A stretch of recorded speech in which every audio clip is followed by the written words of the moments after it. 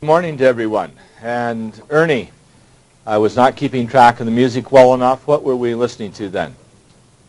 Magic Carpet Ride. Okay, Steppenwolf, the Magic Carpet Ride. And we had a Magic Carpet Ride yesterday called an exam. Okay. And just to give you some, they're graded. I did that yesterday. I'm not going to be returning them until tomorrow. Today is what? This is Thursday. Okay. So tomorrow, what I've decided to do based on what Palomar needs to have done, I will be covering 5-4 today in class. The tutorial will be tomorrow. So I'm covering new material today. Tomorrow I will return the test, and we'll go ahead and have a discussion of it then, and I'll give you the feedback. But just in terms of, there were some very good results and some not very good results. Sort of a 50% split so far. And I remind you that if you want to know where your grade is right now, you would add your two test grades, sort of average those at the moment. And then your homework grade on the computer is pretty high. So think in terms of whatever you get on averaging your two test grades, upping it by 1/2 grade. That'll give you a pretty good idea of where you stand. So if you had, for example, an A in the first, a C in the second, that would put you at a B. And if your homework grade is an A, then I would kick it up to a B+, just to give you an idea. So the question, it boils down, it's pretty simple. And let me just go through from my perspective as I read the results in the test. It pretty much reflects time, ability to be here on a daily basis, including the tutorials on the end of the week. It really reflects that. And to the extent that you had very strong grades before and it's dropping now, it means maybe more consistent effort on a daily basis, not just maybe every other day, or I think as you look at the results, it's going to be a wake-up call. My hope and goal is that everybody in this group, based on your being here, on the success you had in 10, that you would succeed here and do very well as you go into an algebra class. Right now I'm feeling pretty comfortable with that, with about half the grades. The other half I'm not. Now, what you're going to have to change or do is pretty much in your court, but I'd say minimally. The one thing you cannot afford to do in any math class, and this goes without saying, you cannot afford to miss. Now, if you're missing, and there are reasons for missing, I understand, but it is showing in the results on the test. So the best thing you can do is attend on a daily basis, spend the hour, 2 hours that you need to on the homework, and make it happen. You're at the level in this class where missing or not doing that on a daily basis will cost you minimally 1 grade, if not 2 grades. Now, to hold a grade from Math 10 into 20 is awesome. Okay? And I have a number of you holding your grade going from 10 to 20. Sarah, as she looked at the test, looked at the grades, made a judgment that I agree with totally. And for the people who did really well in this test, I think you're not going to have any problems in Math 70. If you didn't really do well in this test, then it indicates there are going to be some places where you're going to have some troubles. And the question is, are you going to do something about it now, or throw the dice, roll the dice and see where it goes? The test was not easy, and if you knew the material, it went pretty well, and if you didn't know the material, it was a disaster. So I'll be returning it tomorrow, but that's the statement, okay? And you'll have a better idea tomorrow. We'll answer questions, take a look at problems, and tomorrow we'll not be covering new material, but today will. So we're going to do a short Q&A on problems from section 5.3. I told you it was due today, the day after the test. So if you have questions in 5.3 you would like to ask, we'll be happy to entertain those. So is there anything you want to ask in 5.3? Michael. Me and Richie were having a discussion about, I think it was, do you remember what problem that was? Now this is in the book or on the computer? In the book. Okay, so I want 5.3, number 54, is that what I'm hearing? Yeah. Okay. Let me go to that problem. I went too far. 53.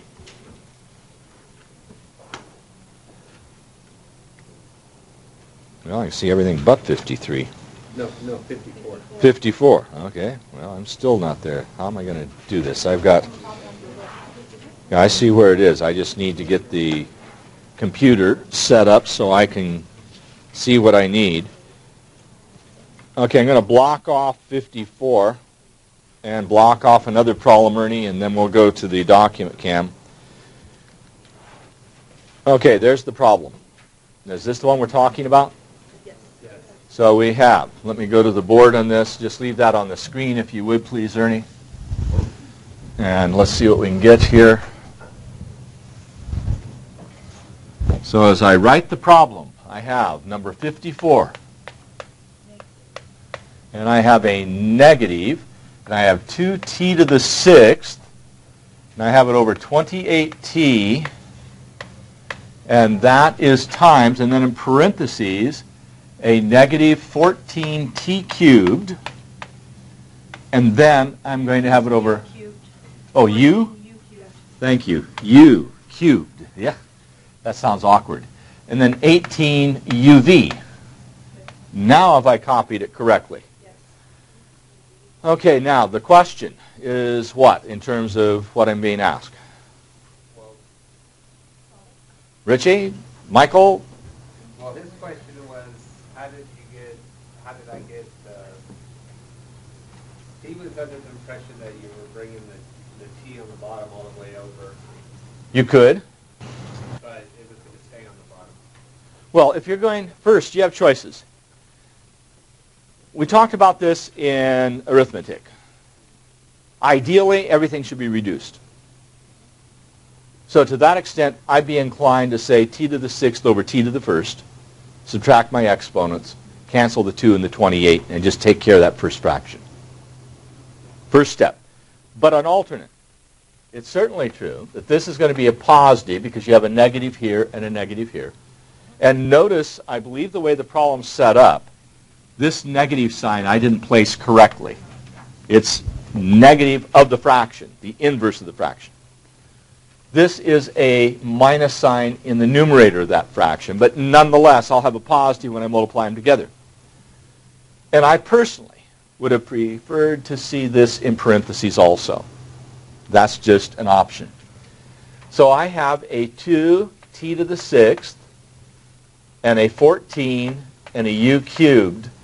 And fortunately, the 14's between letters, so I know it means multiplied, but it's a little bit awkward without a parentheses. And I don't want to put x's in.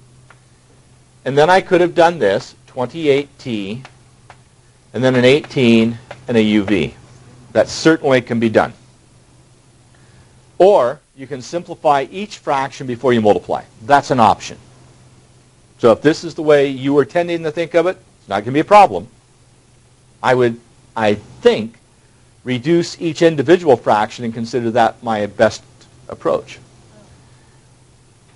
Now this is where the book and where I am at cross purposes a little bit. I have some real trouble having you write down that t 6 times and cross one of these out.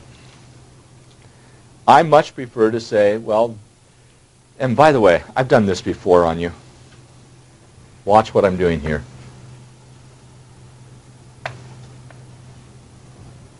Remember that?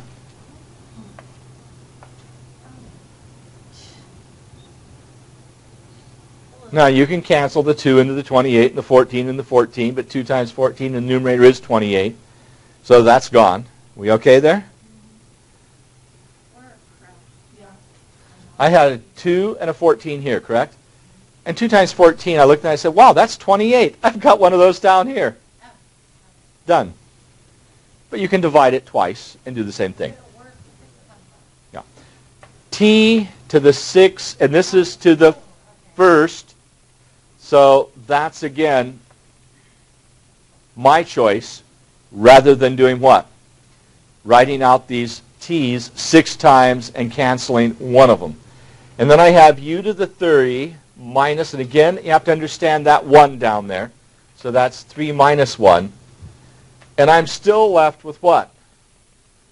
18 and a v. V is to the first. That's optional. Now what am I going to do? T to the 5th. U to the 2nd. 18v. But isn't that top one negative now? No. Question is, do I have a negative there? Let's go back up to here. If I have a negative here and a negative here, and I'm multiplying those two negatives together, I'll have a positive. These negative, where am I still going to have a negative in the bottom? I'm puzzled. 18? No? 18 was positive. The numerator was negative, but I took care of that when I multiplied by the minus here. Kim? So if we put the 1, would that be marked wrong? 1 where? In front of the TV, sorry. Okay, if you put a 1 there, not wrong. T I know is 1. No, wait a minute. The coefficient of t is 1. Yeah. Whether you put the 1 in front of a t is optional. I'll tell you what good taste is. Good form, etiquette, without the 1. If you like the 1 there, that's okay. You can personalize your variables. Okay, and say, these are mine. I'm putting a 1 in front of them. But in terms of what you would typically write for somebody else, so that they communicate better with you, they would be more likely to say, I don't need that 1. Get rid of it. But if you put it in your work, I won't object. I'll just say, that's Shamra with her 1. Does that answer the question, Richie and Michael? And again, what was my option before I started that? To come up here and reduce this one. So I could have done that. And let's just see that as an option now. So that would have been a negative, and I would have had a t to the 6 minus 1 over a 14. Immediately. Then the next one, I'd still have a negative there, and that would be u to the 3 minus 1 all over, I still have a 14 there, don't I? I was mentally canceling it. And I have an 18 and a v. Now at that point, I see this happening. The 14's gone. And the minus and the minus here, since I'm multiplying, I'm going to get a positive. And so I'm going to have a t to the 5th, u to the 2nd, over 18v, and again the same answer. No one way. That's the nice part. It can go either way. Find your comfort zone. Any other question on this problem? Nancy, your expression says that you have a question. You have to write the V1 next to the 18. You have to write V1. This v here where I have the first power? No. You can just put v as I did here. I was trying to focus on the exponents, so you had exponents and everything. The 1 never has to be there as an exponent any more than Shamra's coefficient of 1 has to be there. So you can get rid of Shamra's coefficient of 1 and Isaac's exponent of 1 in the final answers. Robert. We got it? Anybody else? Any other questions in 5.3? We're okay? Good. Makes me happy. I was not feeling so happy yesterday, but I'm happier today now. I was grumbling a lot yesterday. Just ask Sandra, right? And Marisol, who was eating Cheetos. Okay. We had a Cheeto afternoon. A lot of language in the next section in 5.4, and what you're going to find is a lot of it is familiar to you. I hope. We've been there before. So the first thing is Ritchie's reciprocal. That's the first topic that we see on page 332. The reciprocal. Remember, we brought this up in Math 10. Now, reciprocals are two numbers you can multiply together and get 1. So 1/4 and 4 are reciprocals of each other. One more time. 1/4 and 4 are reciprocals of each other. It would be more common probably to write it as 4/1 as is done in this next step. So we think of 4 as the reciprocal of 1/4. Okay, I'm going to see if I can get this to flatten out, coming off there for a moment, Ernie, while I try to get this to look a little bit better. Why, so much for better. Worse. Okay, let's come back to that. There's something not shown here that I'd like to bring up. We say that the reciprocal, and another name for the reciprocal is inverse. So we sometimes refer to it as the inverse of multiplication.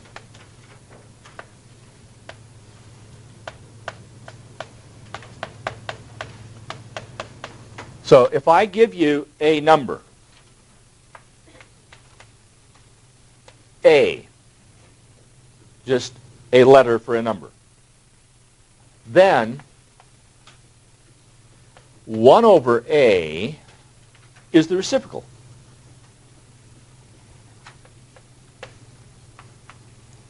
Now that sounds pretty innocent. I give you a 4, so an example, I give you a 4, the reciprocal is 1/4, correct? Now what may not be as easy to be comfortable about, if I give you 1/4, I need to make that 4 look halfway reasonable,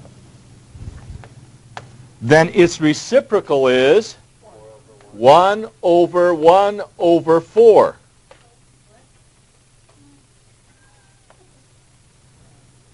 A is my number, 1/A is the reciprocal. A is my number, this is 1/A. Right? By substitution. If I have A and 1/A, if A will be my number, this is 1/A. So this says you have 1 divided by 1/4. But our rule says invert and multiply, correct? And we do get our 4.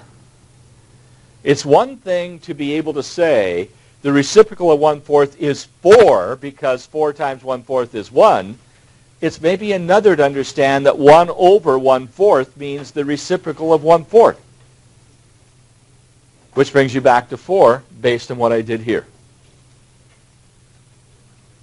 Now, your expression may be, that's not comfortable, but it is, in my view, an important step to understand what you mean by this. Because we will tend to say, given a number, 1/A is its reciprocal. Remember your properties? We had 2 properties, an inverse for addition, and we said we had an inverse for multiplication. Each of these gave us, a particular result, and A times 1/A happens to give us a 1. A plus 0 just gives us an A. But we say that glibly And yet, the minute I put a as 1/4 and you have 1 over 1/4, there's that kind of reaction. Don't like that. Even though you know 4 times 1/4 is 1. 4 times 1 over 4 is 1. Well, is 1/4 times 1 over 1/4 1? 1/4 times 1 over 1/4. Is that going to give you a 1? No.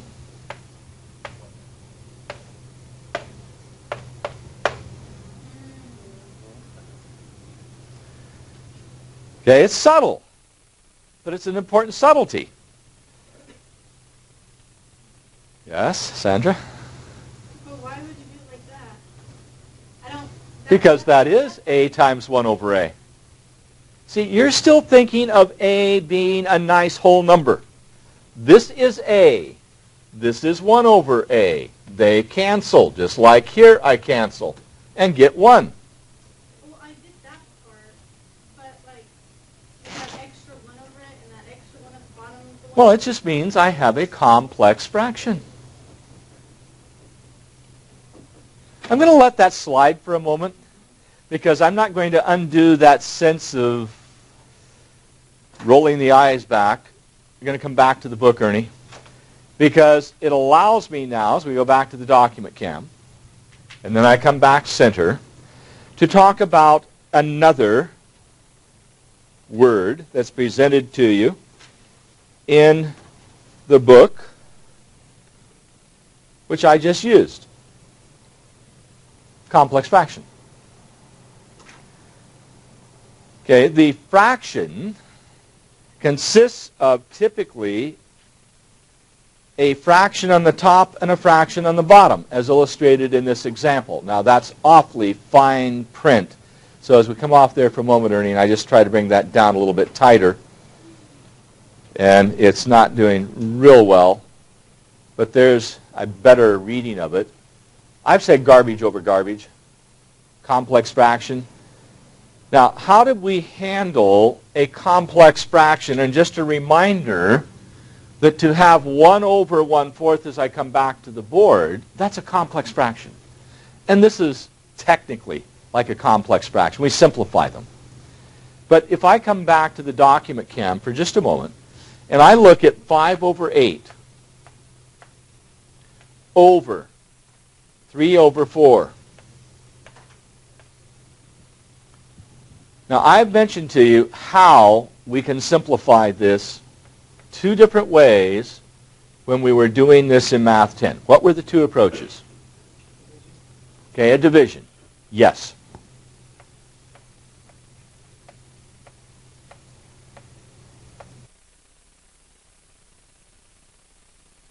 That's one way of interpreting it, correctly? And then invert. Okay, second method?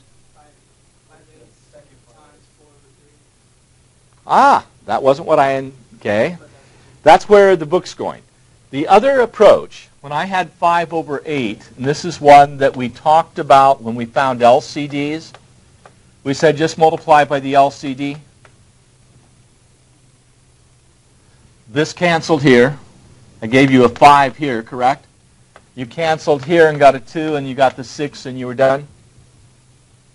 That was the technique we did in Math 10. Now, the other one that Richie's talking about is the one that's being done in the book now. And I hadn't spent much time in this because I was trying to focus on the idea of an LCD. What is the reciprocal of 3/4?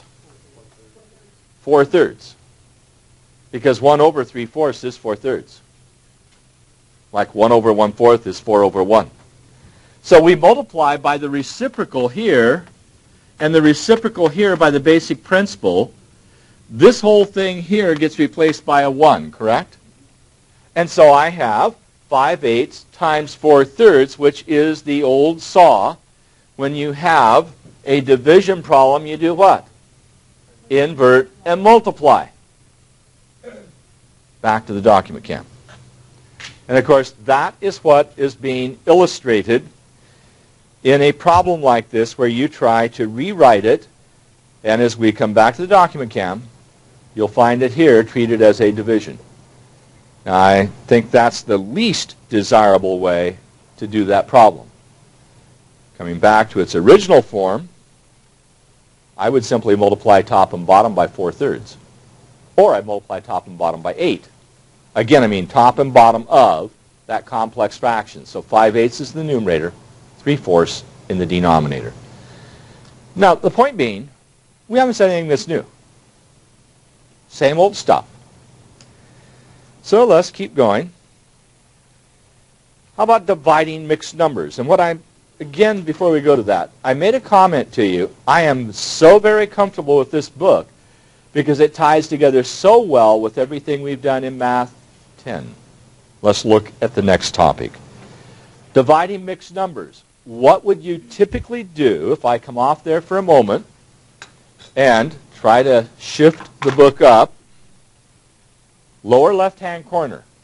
What's the first thing that you remember from Math 10 for a problem like this? First step. Improper fractions. Good. And then invert. Take the reciprocal of the right side immediately after here and turn it upside down. So as I do that, coming off there, and I like the style here because the style that this author's doing is a style that I'm very comfortable with because it's what I do. Here's that first step. Rewrite it. Okay. Then do what? Take the reciprocal. Now, this is neat because this is what we did, and it was called reducing with prime factors. I love it. Okay? Or you could just cross-cancel, correct? You could look at the 9 and say 3 will go into 9 and 3 will go into 42. Okay? You get a 14 there when you do it. So you'd have 4 times 14, which is your 56, and you'd have your 5 times your 3, which is your 15. This last step is what? Optional was the phrase I wanted you to kick back to me. We said it would be mixed numbers as a preferred form out of what? The courtesy that you started with mixed numbers, but certainly not an obligation. I would be comfortable being asked, would I rather have it as an improper fraction? Not necessarily, but I don't want you to feel obligated that you have to. Yeah. Think of an extra step with the possibility of messing up a mixed number. So just double check your mixed number, make sure it comes back. But a comment here, and this again is just carrying through a statement as we come back to it. When I do this as a process, you do not have to do this prime factoring. That's an option for you. I like what's being done here, but you could just as easily do the canceling. And when you get down to here, as far as this improper fraction is concerned, if you're going to do it, check yourself by saying 15 times 3 is 45, add 11, do you get 56, just to make sure you didn't do some silly mistake and cost you half credit. Nothing new there. So what does finally get into this set that we didn't do in 10? It's in the next problem. Here is my mixed number. Just going down the step. I'm still in 335. The only thing that's different, one of them is negative. It's still a division. What's your first step supposed to be whenever you see a problem like this? Improper fraction. So that's really 38 over 7 with a negative sign, and here a 10 over a 3. Okay.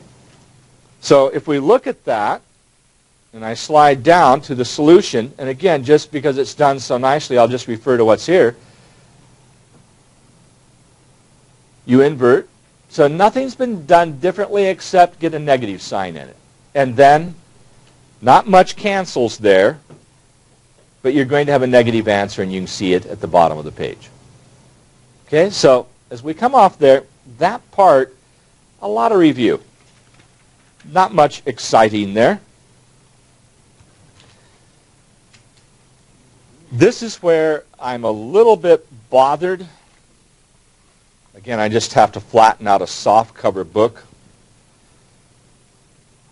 The problem that we're seeing here is at the bottom of 336. There's my initial problem.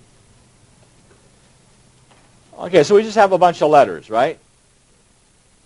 So I'm going to invert and multiply.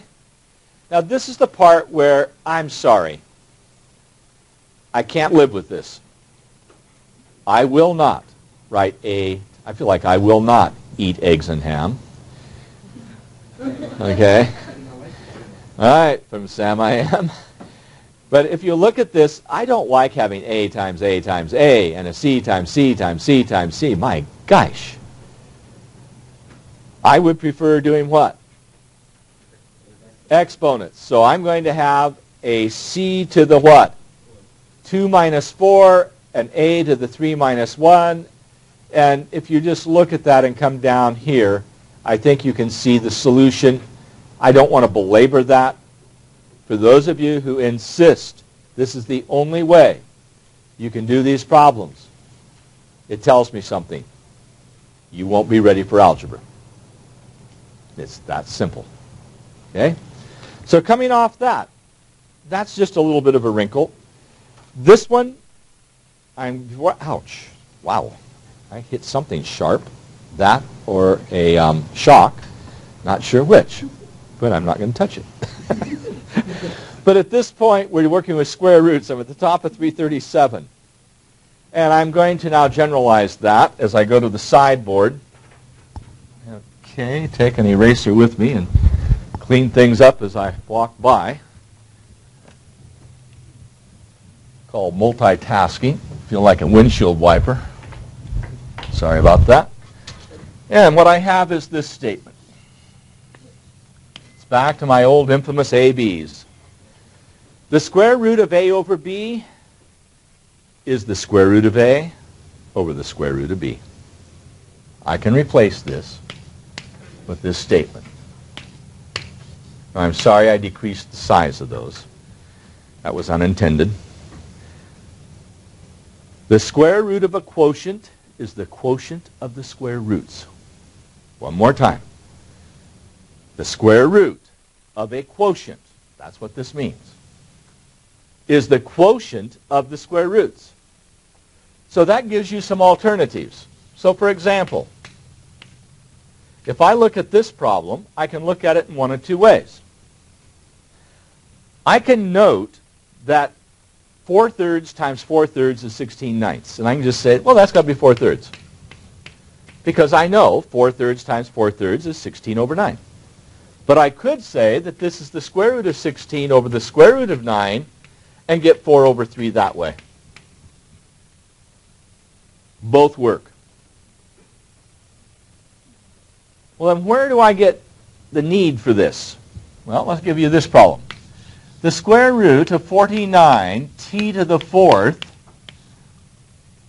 I don't like that, 98, over the square root of 2t squared. Now, note I have a quotient of square roots. Let's bring them back together. And what would you have?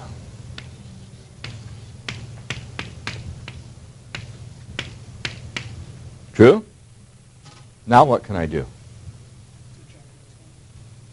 Yeah, I can subtract exponents. What else? Can I reduce 2 into 98? Sort of nice. So that says I have the square root of 49 t to the 4 minus 2 over 1, but the over 1 means I can throw it out. So what does this become? The square root of 49 t squared, which is?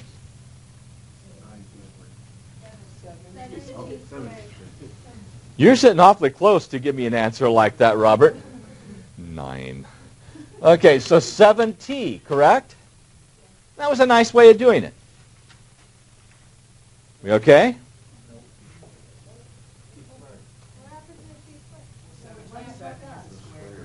What's the square root of t squared? T. Okay. But that brings up this statement. Remember, we said the square root of a product is the product of the square roots, just to remind you.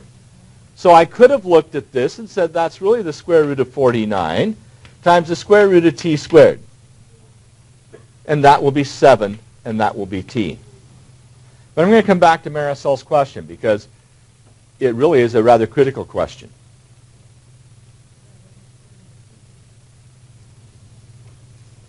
Ask that again.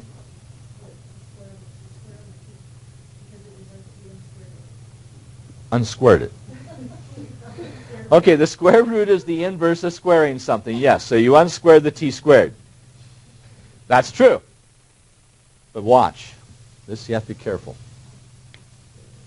Caution. Let's say I want the square root of negative 3. No, I don't want to do that. Negative 5 times negative 5.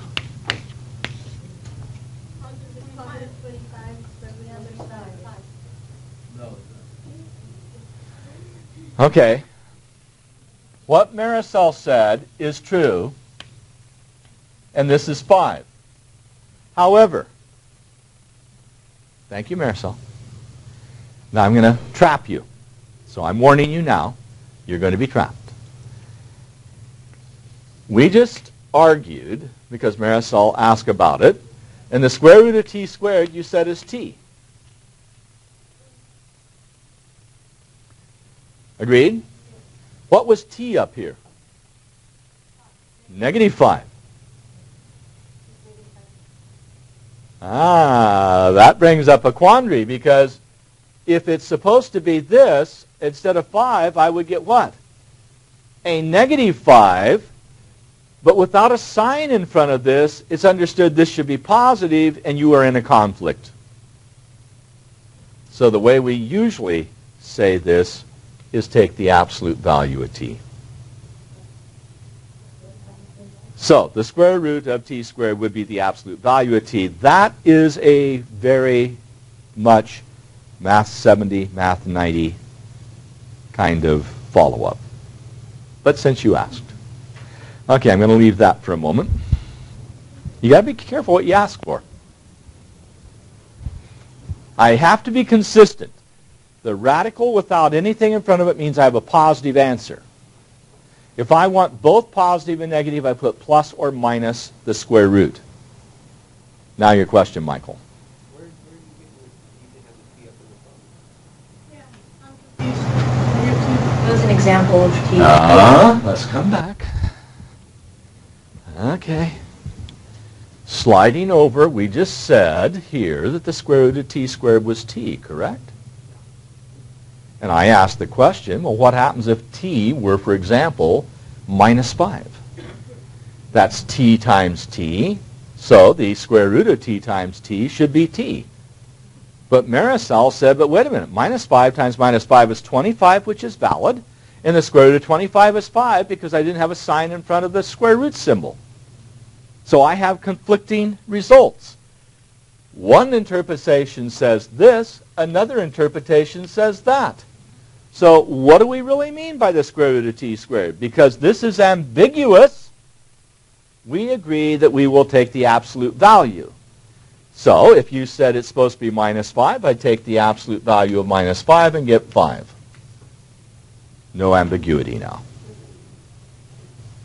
Ambiguity, confusion, uncertainty, not knowing what to do.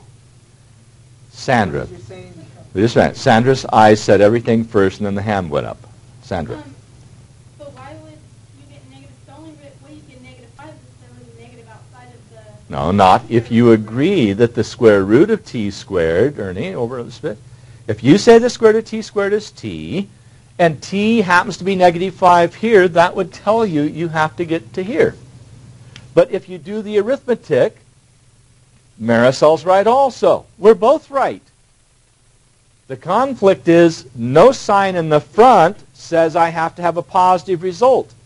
So I can't argue that the square root of t squared is t if t is less than 0. negative. If t is less than 0, then I can't have the square root of t squared being t. That's what I chose for a negative here. So to make sure I get a positive number at the end, I'll take the absolute value of whatever I get, and that forces me down to what we agreed to. Now, again, my comment. This is not lightweight. This causes students in 70 headaches. It still causes students in 90 headaches. Okay, but you have to be careful of such things. Michael, first. Yeah, this would be the statement you would make. The square root of t squared is the absolute value of t. That would be our definition we would make, so that we don't have the ambiguity, the uncertainty of what we should have in an answer. So that we are consistent that when I have no sign in front, I should get a positive answer. Okay, so that's tying together about 4 different comments all at once. I'm leaving that alone now. We still have further to go. This is a fun set of problems.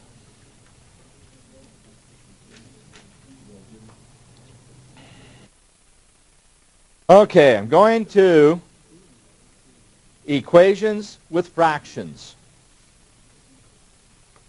This I've got to get to. Here we go. A new wrinkle.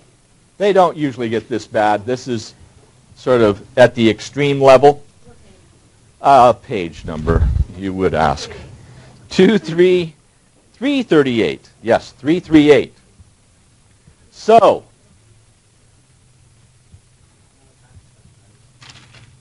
that is not a time sign. That's correct. That is a variable in an equation which you are expected to solve, and we haven't seen something quite this interesting or bizarre. I don't know which way we want to go. 3/4 x equals 2 5/8. I can't remember a time in algebra where I had something like that. Now, I might have 3/4 x equals 5/8. I might have 3/4 x equals 2. This is a little bit on the extreme side. But if you can drive in this traffic, you can handle an easier problem. First step, always go improper fraction. Now, if you were doing this problem, and this is where I wish I could tell you there's always one way to do things. Yeah. There isn't. You have to make choices. If I were doing this problem, I'd multiply both sides by the LCD. Clear the denominator right out of the gate. So I multiply here by 8. I multiply here by 8. I'm using brackets or parentheses so I don't have an x as a multiplication symbol. Now, 4 goes into here too, so I have 6x. 8 goes into here, I'm at 21.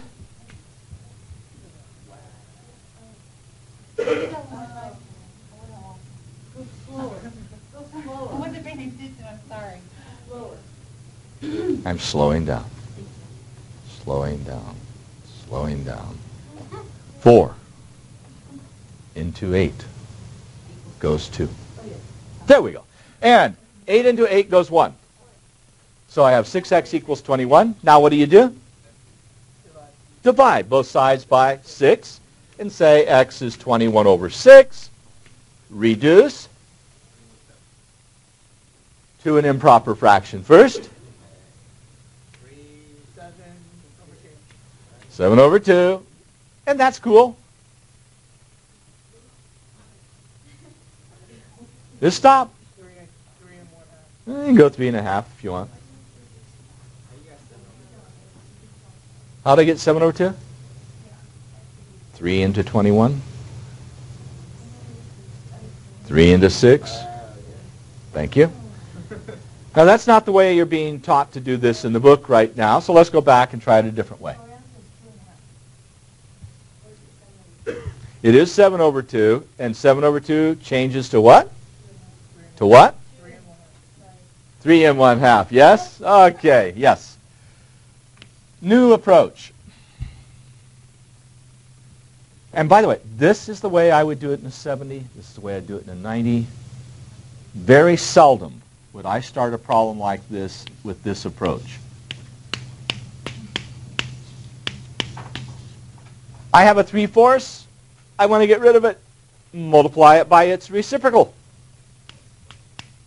And do the same thing to both sides. X.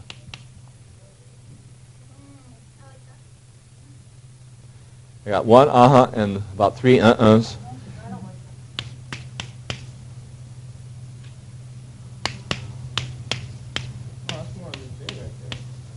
I got two uh-huhs.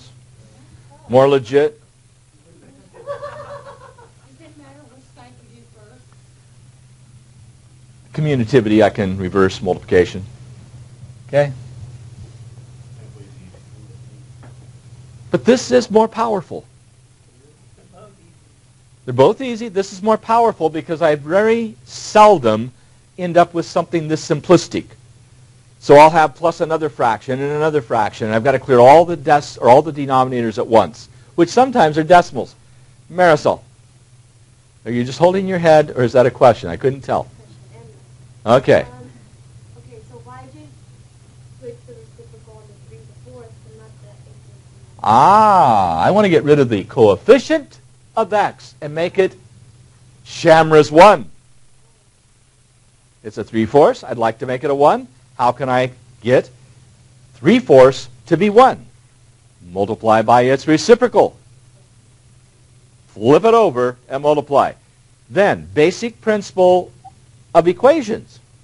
Remember this statement that if A equals B, then AC is equal to BC. This is the well-defined property of multiplication with respect to equality. If you multiply both sides of an equation by the same thing, still have the same solution. Multiplied here by 4/3, I'm obligated to multiply it by 4/3 on the right side. Okay, I'm going to stop that before I get a question. So you have a bunch of problems like this. Let's just look at this one quickly. And again, this is on page 339. This is, I just have real problems with this stuff on the right side. It's sort of pressing the point a bit too much. But is it clear I want to multiply by 5 to get m by itself? I have m over 5. That's the same as 1/5 times m. So if I multiplied the left side by 5, I'd have m. Marisol? Clear or not? Not. We'll just ask the question. No, go back here. I have m over 5. What I need to have you understand is that that's the same thing as 1/5 m. Because if this is over 1, I multiply, I get this. So this is the coefficient, and we'd like to get rid of it. What's the reciprocal of 1/5? 5. Do the same thing on the right side. Now we okay?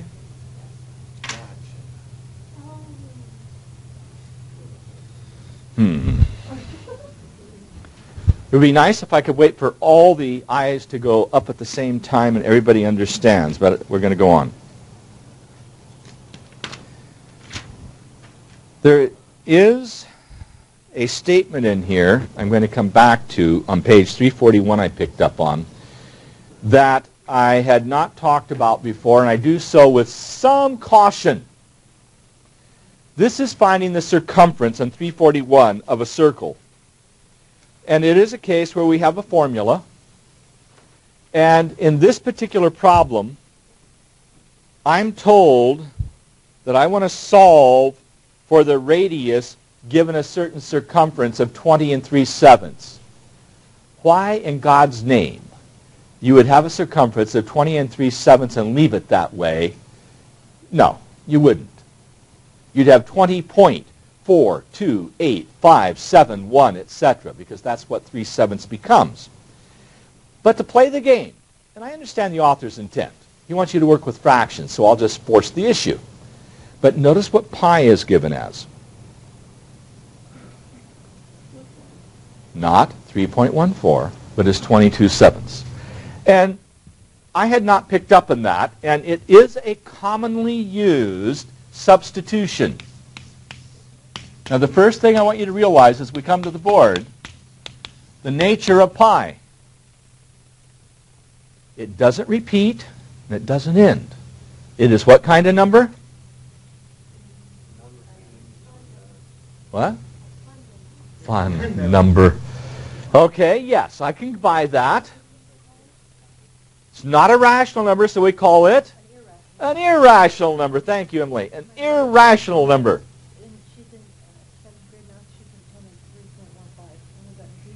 Thank you. Good. She was wrong. Now, 3.14159. You can play her the tape. This is irrational. I mean, it can't be written as irrational. But I ask you, what does 22/7 become? Well, that's 3 1/7. But what do you know about 1/7? No, 1/7's rational. But that's that very special decimal that starts out with 14 double times 57 and keeps repeating. But if you round this off to the nearest hundredth, what do you get? 3.14. So it is used when you don't want to use a decimal for pi. You use 22/7 as an approximation, and that's what the text is doing. It bothers me a little bit because it is, you're going to be happy to use 22/7 and say, I've got a rational number. But it's not. Pi is irrational. The fact we can use this as an approximation, so be it. But if you're going to do that and the author talks to you, it gets carried away with the tildes here. A tilde over the bars, and then this is a tilde meaning approximately 22/7. But don't go telling people that that's pi. That's just an approximation of pi. Okay, now if you want to go to Marie Callender's and say, give me a 22/7, they'll look at you. They'll call the police. I just want pi and coffee. So 22/7 and coffee. They won't serve me, but that's okay. Let's look at the problems you have on this set. There are so many of them that remind you of Math 10. So, for example, just taking one of these at random. Number 15 on page 342. That's just a division problem, right? Invert and multiply. So we come down to a little harder division problem. Now it's two mixed numbers. We did those before. Improper fractions, invert, and multiply. No excitement yet. Then we get down to here. This is my favorite. Complex fractions. But note the wrinkle. Negative numerator, negative denominator, so your answer has to be what? Positive. Now, we get into this estimation bit, and I know it's going to be on your computer. Just look at that for a moment. That's got to be close to 2. The one I have on the screen. Has to be close to 2 because you have 12/6. Close to 2. Now, would you, as we come back to that, think of that as 12/7? I could. But I like, no, not 13. I'd go to 12, reduced to the nearest whole number. So if you had 12/7, you'd say 1 5/7. And the correct answer turns out to be 1 23/27, which doesn't save you anything. They're both close to 2. So I like the 12/2. You can do with that as you will. Fortunately, this equation right here is more of the type that I think are reasonable. So what are you going to do to solve this one in 47? No. What's the coefficient of x? 3/4. So you multiply by its reciprocal. I'm not going to ask you a question about arithmetic today, James. You still aren't rested. 3/4 and 4/3. They know. 3/4 times 4/3 is 1, so I multiply both sides by 4/3. Basic principle of fractions with the reciprocal. That's it, folks. So we can do it either way, correct? Yes, Okay. you could. So you could, if you wanted, coming back to this problem, you could say multiply both sides by 4. Then you get 3x equals 48, and then get x. You're going to get 16 either way. The text is wanting you to multiply by the reciprocal. So, as I looked at this set, and I thought of what you've been doing, where you've been, what I had you do last semester, I looked at this and said, this shouldn't be a problem.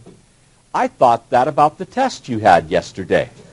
This should not be a problem. And then I saw the test. I'm going to modify my optimism a bit. Bottom line, folks, and I can't emphasize this too much, you have to do problem after problem after problem. You cannot minimalize your effort. Minimalization is good in a green society. You need to waste the energy. You need to spend 2 and 3 times what you think is minimally necessary to have this, so when you get in a test, you do what you're capable of. Okay, I wasn't so bothered by the fact of how you did. I was bothered by the fact that you can do better. That's what had me grumbling yesterday as I was grading.